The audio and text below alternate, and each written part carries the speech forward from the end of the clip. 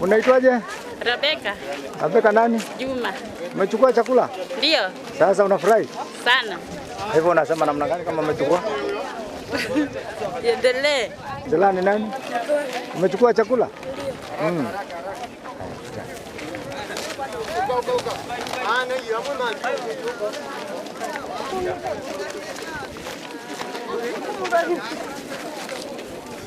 Sawa. Mogede.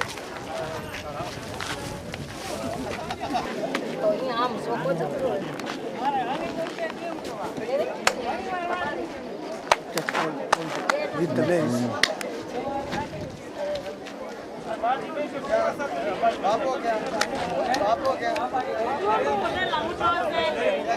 Kazangai mtu no dana.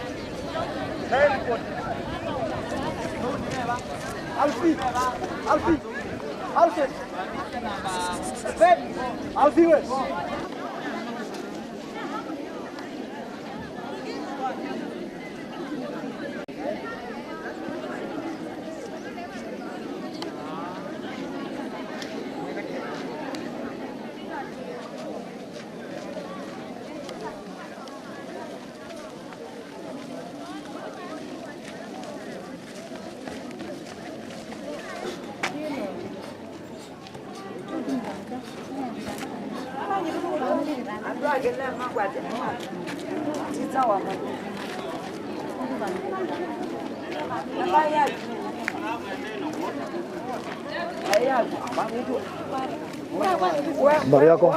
Jema. Unaitwa nani? Josephine. Umepata chakula na shuka? Ndio. Sasa utaenda kufanya nini hiyo leso? Nitaenda kubeba mtoto.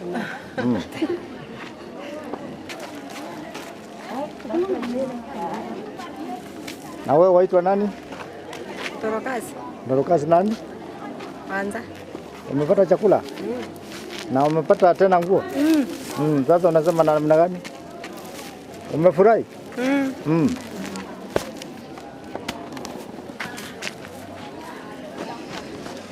Wewe pali kwa mwana.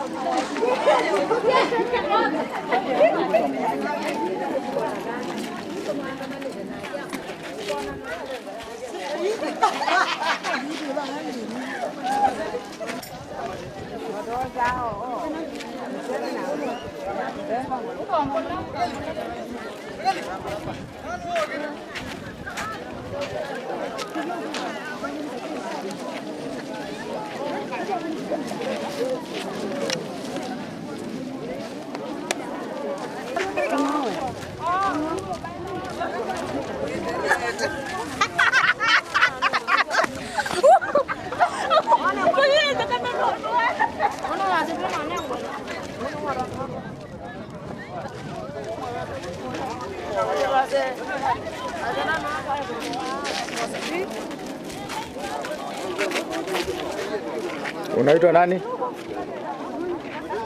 Mwicha. Mwicha nani?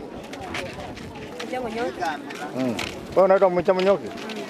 Na umepata shuka na chakula? Sasa unasema namna gani? Unafurahi? Asante. Na wewe waitwa nani? Naitwa Veronica Mtinda. Sasa umebeba unga na nguo? Na sasa unasema namna gani? Nasema ni asante sana.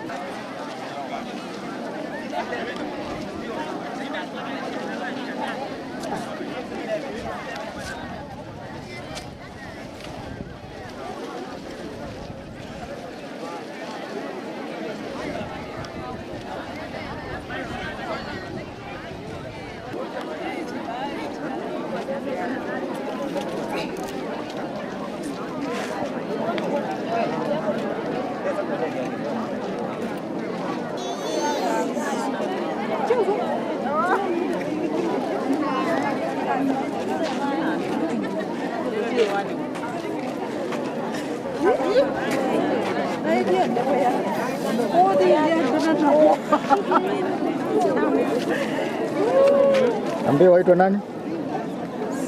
Naitwa Elizabeth Wambua. Umekuja kuchukua chakula? Na umepata? Bado sijachukua. Kwa nini hujachukua? Sijaitwa bado. Uko na namba? Iko wapi namba? Hebu nionyeshe hapo.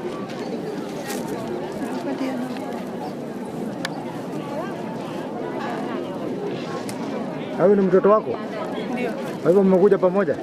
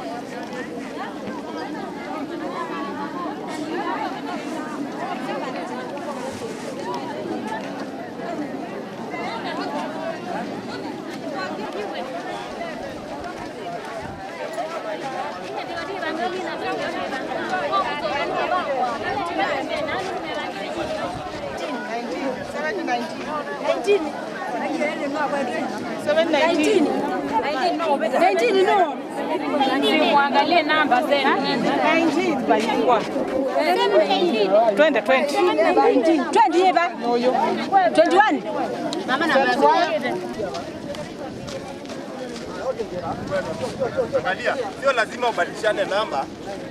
Ukiwagonga huyu atawatafutia namba zao. Huyo ndo atakufuata. Sawa. Sawa, wewe ndio baba.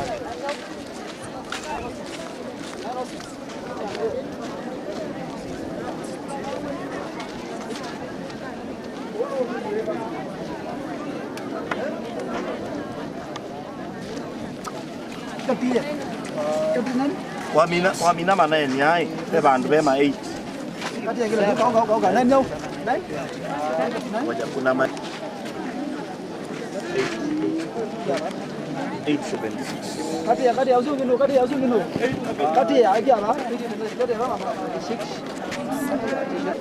okay 940 hapa haya kati ya nani kati ya nani 8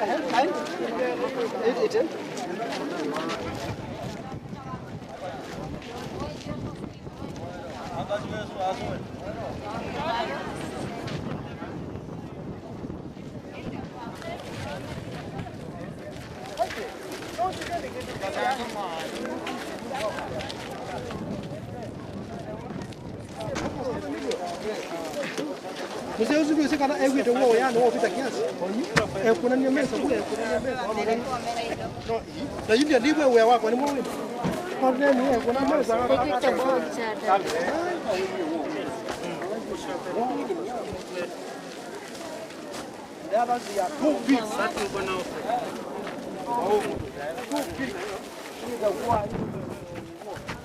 Umepata chakula sasa? Ndio. Na si ulikuwa umesema makaa sana? kubwa sana. Na si ubebe mtoto na hiyo shuka? sasa hii ni leso.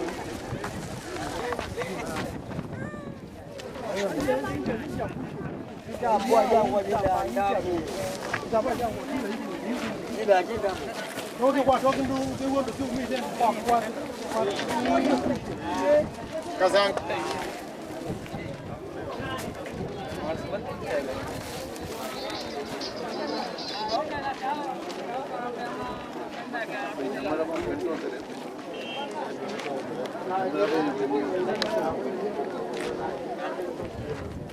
Naingia hapo bana ni wako leke. Wewe ni upi hapo? Anaweza wewe mwenyewe ingia hapo.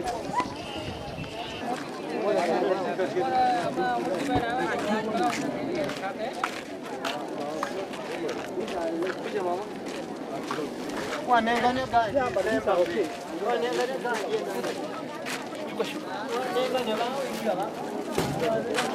Ana mama.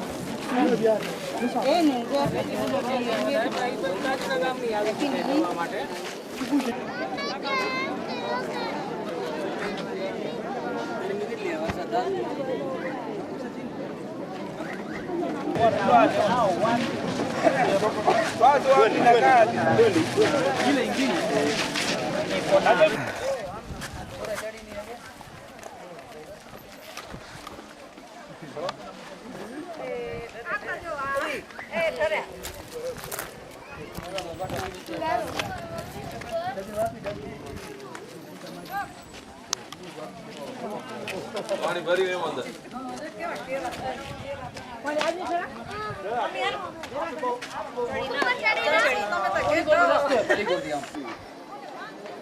चुकाई गेलो पानी कुआ मत काढले मारी ना जाए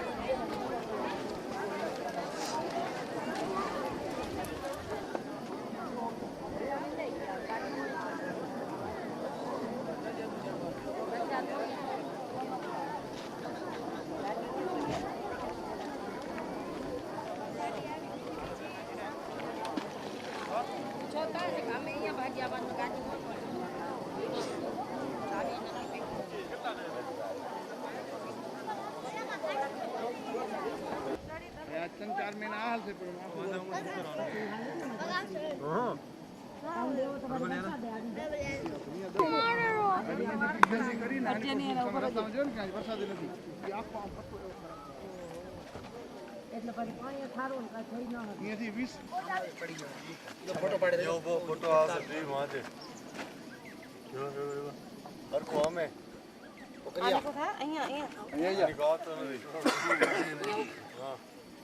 Hebu niambie waitwa nani? Kitwa high tech Kerai. Kirai, wewe sasa hapa naona hii nyuma yako iko maji. Ndio hiyo. Umeniambia wewe sasa ni mmoja wale wamefanya hii kazi. Hebu tuambie hii maji sasa imejaa hapo. Ndio. Unasema namna gani? Nasema hii maji ndio maisha. Na bila maji saa hii ile dunia hii imetoka global warming. Unajua global warming ni nini? Hiyo ni kama war. Hiyo war nataka msalaha.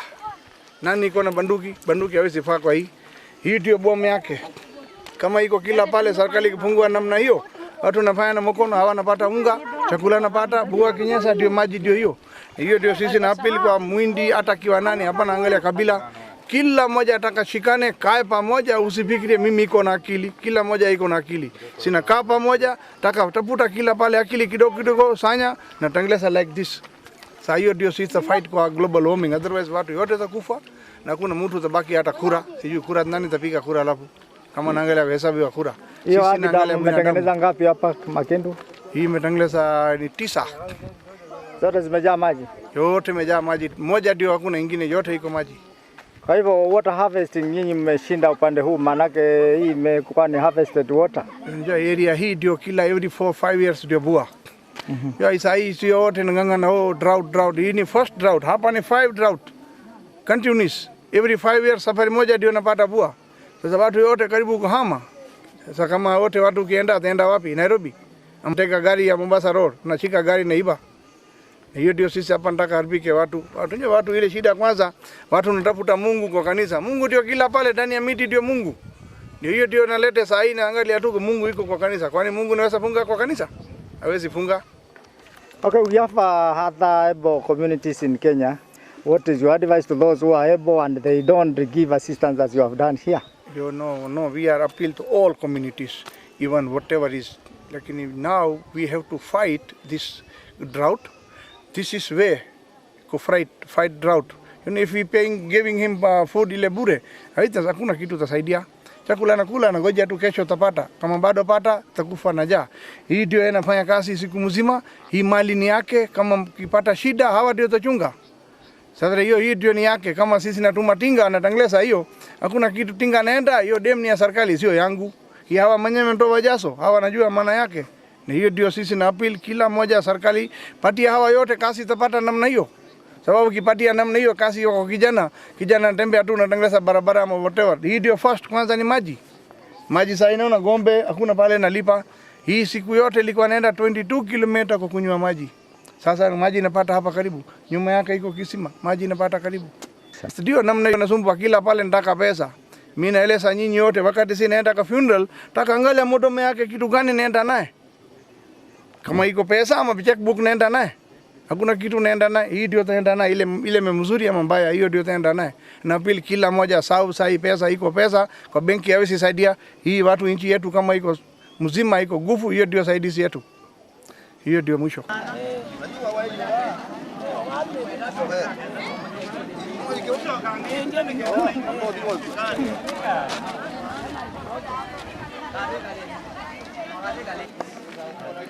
Wapi ile miti yako?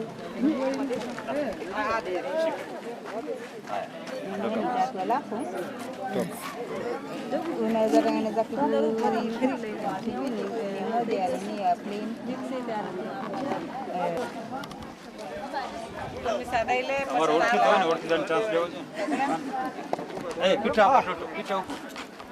Toto nakuja kubebia nani?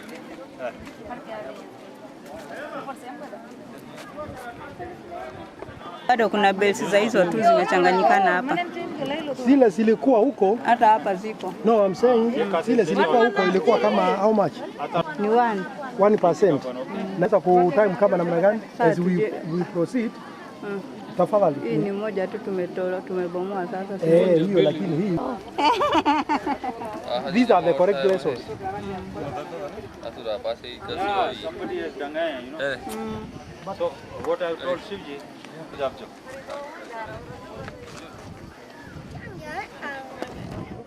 what else? Gopal utawad karao.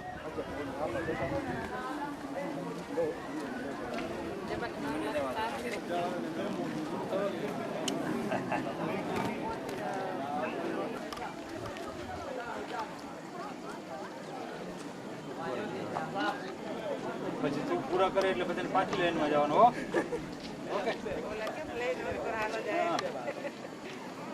પછી બીજાને ચાન્સ મળે ને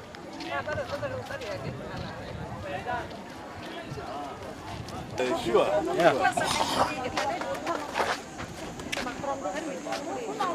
બોલે ઓલે હમણાં ગગી આપે છે મને ખબર હમણાં ધક્કો મારી દીધા Pate amepita bila suka.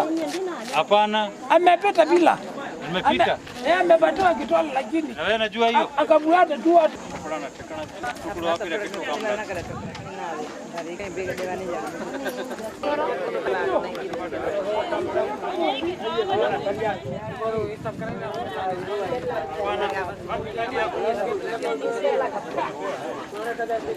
wale napata stadi wewe hapa ni haraka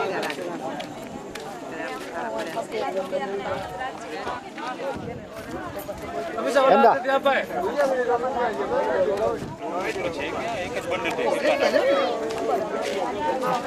एक ज बंडल એટલે તમને ડેલી તમને જરી મળે કાકા એ કોયો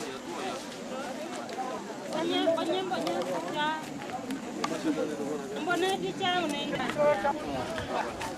ama kelkel bole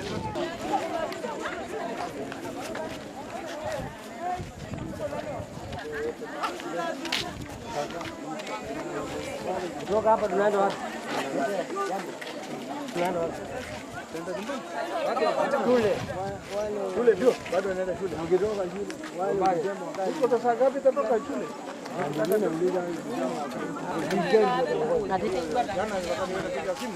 Tayari nyingine kutoka kwa shule. Ndio pale lakini kama iko wale ndio mchanga kidogo. Maji ya kutosha panda bora. Kisha ndio maji haipoti chini. Hata samani kwanza. Atokanga wewe. Atokanga tena dem lining sasa. Dem lining maji sitaki pote. Haina sawa. Kwa nini kama tutapita huko? No, haina hata kambo.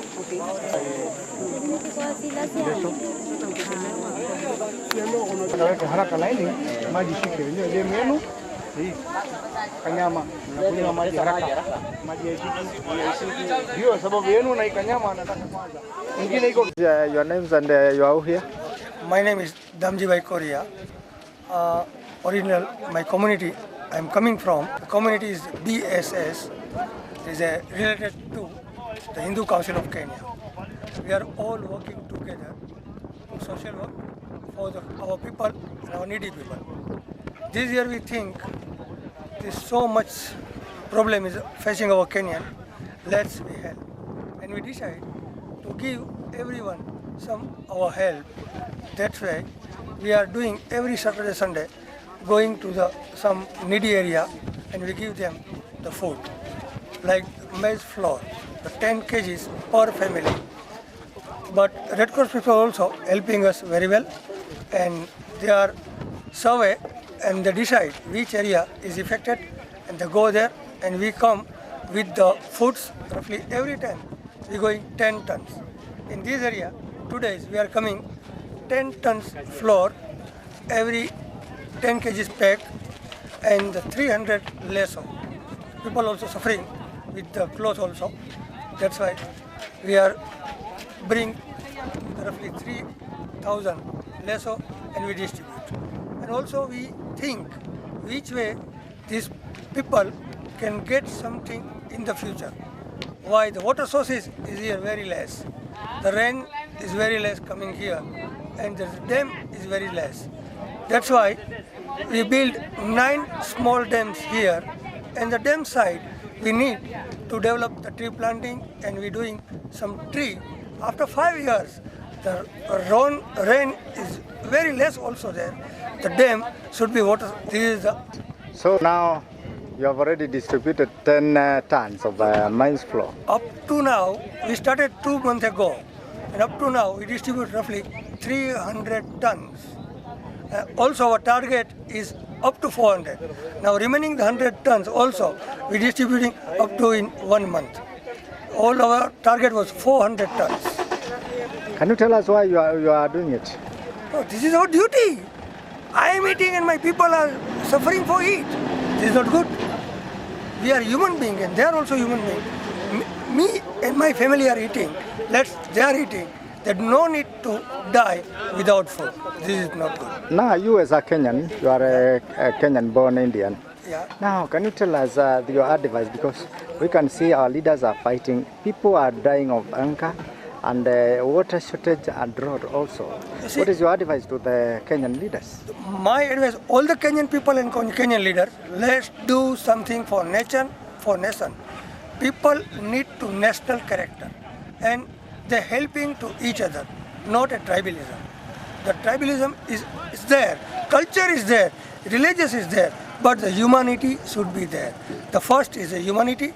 Let's be a human being. Let's useful to each other as a human being and animals and nature. That's why God should be help us. So you are practicing humanity and nationalism. Yeah, humanity. My first priority is the humanity and nationality. Is the most important for my country, and I think this is my country. Okay, I born in India, but I developed in Kenya. Now I'm a Kenyan, and I'm very, very proud of my country, and I like to help and build my Kenya. This is my main aim. My name is with this project council to come and distribute food to the poor in Makindu. And as you can see, the area is barren. The rains have actually almost completely failed.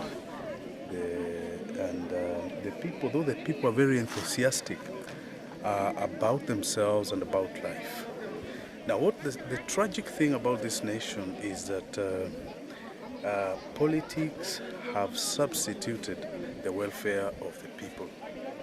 And you find that the Indians in Kenya have taken the initiative of coming to help the needy in the state. As the politicians continue doing their politics, these Indians in Kenya have taken the responsibility of coming to help the poor and the needy minus politics.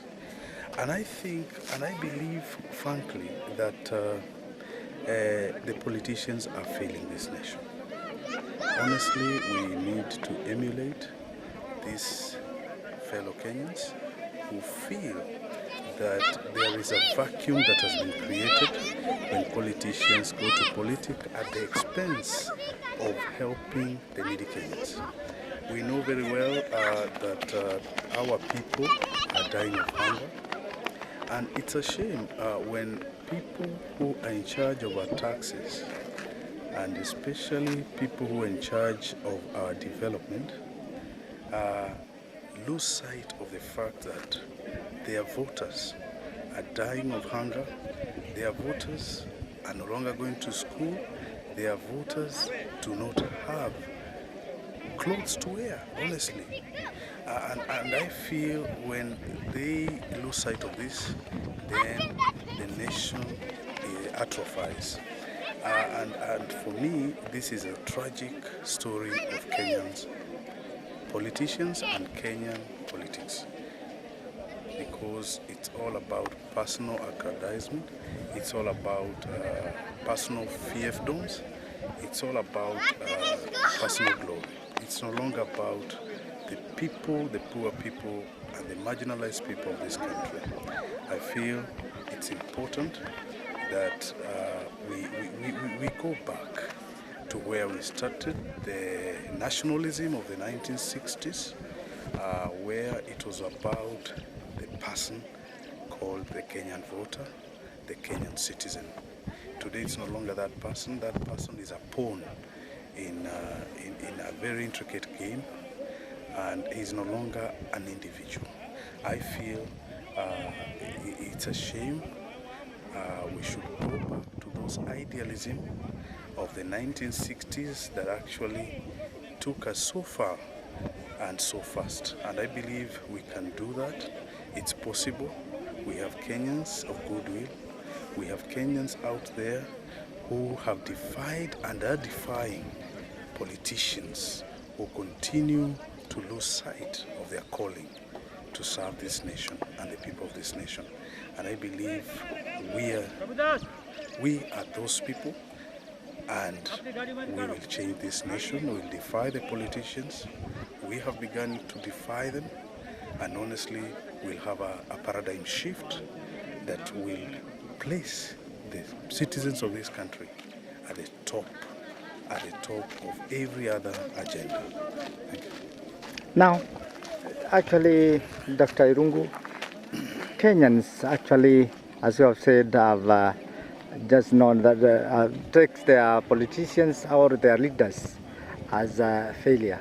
In fact, people have said that when Kibaki just was running the government for 5 years, he did a lot, and yet now you can see the fighting here. These people, they say that these people are not nationalists. They only do for services. What do you comment about that? For me, I'm not a politician, but I am a political observer because I belong to this nation. But I can say this. The situation in the ground is rather very intricate because, number one, we have overvalued our tribal chiefs. We have overvalued them. We have made them some demigods. We have made them some, we have ascribed to them some godlike features. And I think partly to blame is low literacy levels. Partly to blame also is our ingrained cultures, which have refused to die, especially of hero worship.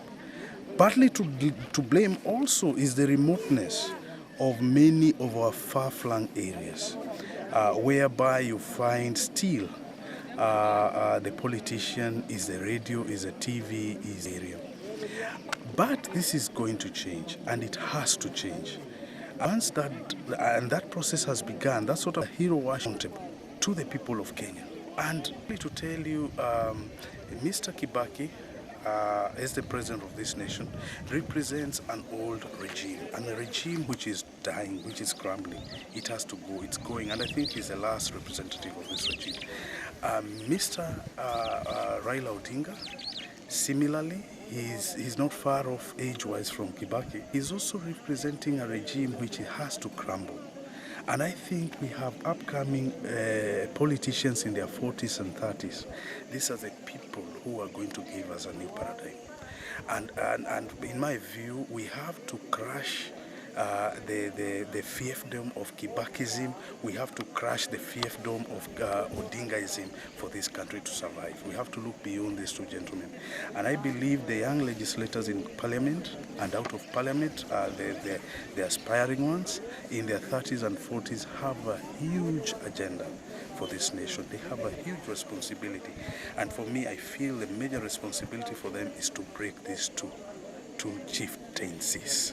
They have to go for this nation to be liberated. Thank you.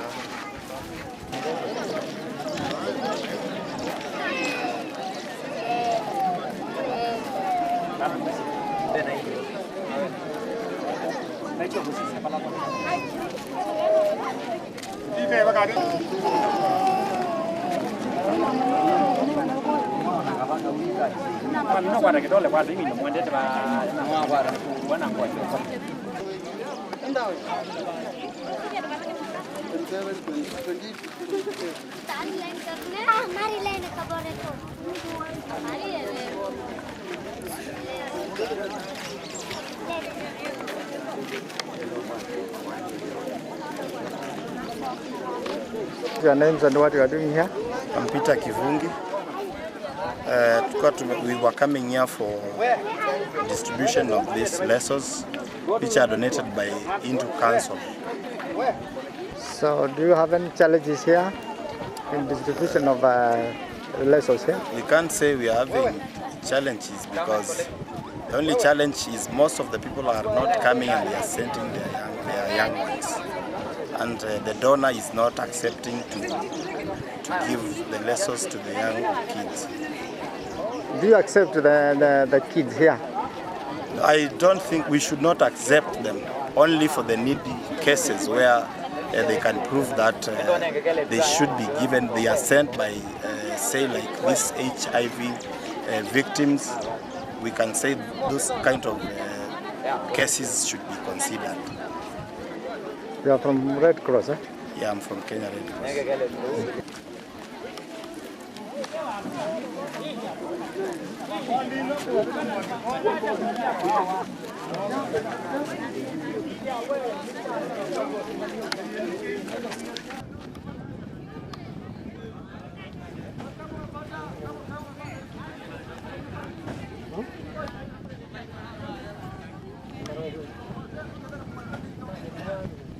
Itwa nani? Mboka. Mboka nani? Jones Mboka. Leo mnafanya nini hapa? Tumeleta chakula hapa. Na sasa tumeona leso hapa. Kuna challenges gani mnapata? Challenge ile tunapata ni kuona kuna watu wanatuma watoto badala ya wanakuwa wanachukua kama mara mbili. Wewe ni mmoja wale wanatoa misaada hapa? Ati? Wewe ni mmoja wale wa donors ambao wana mimi ndio representative wa ile kampuni nafanya. Na tumeona tatizo hapa ambao hatukuona ikiwa kawaida, tukaona nguo ni kama kuna leso na zingine ambazo si za kawaida. Shida hiyo imetokana na nini? Nafikiri imetokana na supplier ule mtu tulikuwa tumefanya order kutoka kwake, kwa vile sambu ile alikuwa ametuletea kwanza ilikuwa sawa, lakini tukaje tukakuta ingine ilikuwa si sawa, iko tofauti na ile alikuwa ametuletea sambu. Na kwenu wamuoni kama hiyo inawaangusha wakati mnafanya jambo hili? Nyinyi wale madondola. Ni safari ya kwanza tumeona hiyo, na tutaenda kuita mwenye kutu supply na ndio tujue ni sababu gani amefanya hivyo. Umesema waito nani? Jones Mboka. Kwa hivyo wewe ndio PA wa dona wako? Ndio. Jambo ambalo unasema huwezi kumtaja, maana hataki kutajwa, hataki kusitaja jina lake. Si hivyo, lakini kulingana na madhehebu, yeye amejitolea kutoka kwa roho yake, akaona kuna watu wanateseka na akaona si lazima ajitaje, kwa vile ndio anasema kama ni malipo Mungu atamlipa. Na Bwana Mboka, ukiangalia Wahindi wamejitoa kabisa, wakajitolea kuweza kusaidia, ili hali tukiangalia viongozi wetu ukiwa Mkenya, wanaona viongozi wanaendelea kupigania mamlaka, watu kama hao wanateseka. Hata ukiangalia hapa mavazi ni shida, ukiangalia njaa wako nayo. Kama sasa mvua imenyesha na sasa huwezi kupata chakula moja kwa moja, ni nini wito wako ambao unaweza kuhimiza viongozi wetu? Kwa viongozi wetu, kama wanaacha kupigania madaraka makubwa na waangalie kama ni member of parliament wa sehemu fulani akishirikiana na kansala, wanaweza kuona ni matatizo gani inaendelea ama ile inakumba watu wao, halafu wawasaidie badala ya kwenda huko na wapiganie ukubwa tu, kwa vile kama ni ukubwa anapigania kama yeye mwenyewe. Tell us your names. My name is Prabhu Patni. I am the National Chair of Hindu Council of Kenya. We have been in this area for quite some time, trying to develop it. We came originally to give food, but we thought over the long period of time that this is probably not the right way of empowering the people.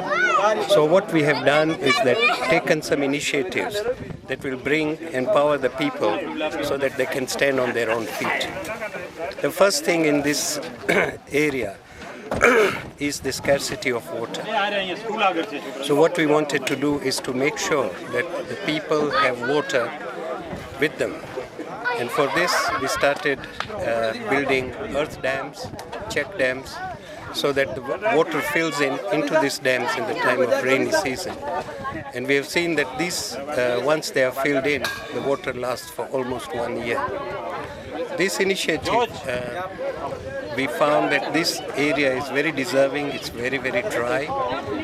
We have done this so that eventually we can make it into a model project as to how an area which is semi-arid area like this should be developed over a long period of time. We hope that we will be able to empower the people by providing first of all water, then irrigation and better seeds for planting, and also plows, so that the people themselves can earn their living, and even in the driest of the dry season they would have food. Okay, now I wonder what is your vision? Our vision is a country which is free of famine, which is free of need, a country that is able to feed itself.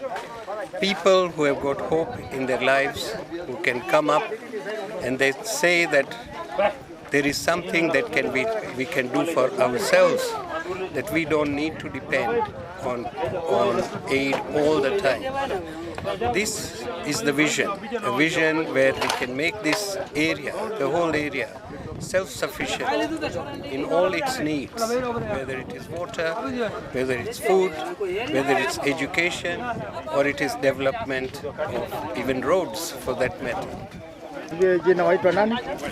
Jina langu ni Muljibe Pindolia, na chairman ya Hindu Council of Africa na trustee ya Kenya. Na kanuni ya hii kupelekea chakula pale mahali mbalimbali ya Kenya, mahali iko kamwe. Sasa tupatie hiyo raha kwa watu wadogo na kwa direct kwa mkononi yao, sio kupitana na authority chochote, lakini tunasaidiwa na Red Cross kwa kupanga watu na kupanga line na nini, lakini tuna hamu unatuma iko na haja tu chakula tupatie kwa mkononi ya mtu binafsi. Na sijui ni wazo gani unayo, manake tunaangalia viongozi wamekuwa wakipigania mamlaka, wananchi kama wanateseka na njaa, maji hakuna, na ukiangalia wanapigana, na Hindu Council tunaona mmejitolea kabisa kuweza kusaidia watu. Ni lengo gani yenu hasa? Neno yetu najua, wacha hawa piganie wafanye kitu gani. Sisi nataka hii area hii inaitwa district ya Makindu na Kambu Kibwezi, ndio hapa tunataka jenga ile model moja, ati sisi kutokana na Hindu Council tutengeze habari ya maji, habari ya shule, habari ya ya health, na tena tapanda miti hapa, ndio iwe model kama watu ya siasa taka kuona one, wa wengine binafsi tuone, wale wengine ya charitable trust tuone, alafu unafuata hiyo model. Tunataka hiyo tupange hapa, manake karibu nusu kushapanga, lakini bado ile nyingine nabakia, tutaendelea na haja yetu hii. Watu wale nakaa hapa hapa, nataka kuja kama maskini, naomba simame kwa mguu yao mwaka jao, mwaka ingine karibu kwa vile shaurio. Sisi napatia hawa mbegu ya kupanda, tunapatia hawa plow ya kutumia, tunapakia nguvu yote hawa mwishoni simame kwa mguu yao, na si kuomba hata hapa nataka hawa na hata hapana omba, lakini hapana nataka nilala hawa nakaa kwa charity, hapana. Hawa kae na nguvu yao, inue kichwa yao juu kuliko kuomba. Hiyo ndio haja yetu.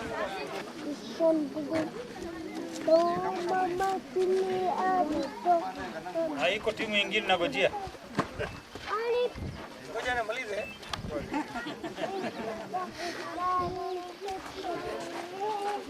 Sasa ni mrefu.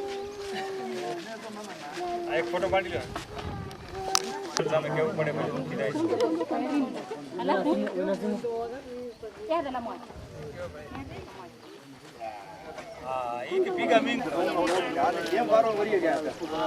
Apne wapa gaya hai.